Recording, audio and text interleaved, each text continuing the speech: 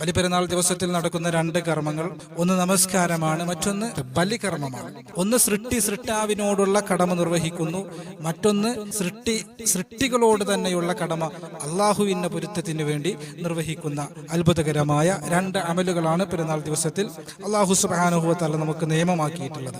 അതുകൊണ്ട് തന്നെ ഈ അത്ഭുതകരമായ സുദിനം നമുക്ക് നൽകുന്ന സന്ദേശം, ഒരു ഭാഗത്ത് അള്ളാഹുവോടുള്ള കടമകൾ നമ്മൾ നിലനിർത്തുമ്പോൾ മറുഭാഗത്ത് സൃഷ്ടികളോടുള്ള കടമ നമ്മൾ നിർവഹിക്കണം എന്നുള്ളത് തന്നെയാണ് ഈ വലിയ പെരുന്നാൾ നമുക്ക് നൽകുന്ന ഏറ്റവും വലിയ സന്ദേശം. അള്ളാഹുവോടുള്ള കടമ നിർവഹിച്ച പ്രവാചകനാണ് ഇബ്രാഹിം നബി അലൈഹി ഇസ്ലാം.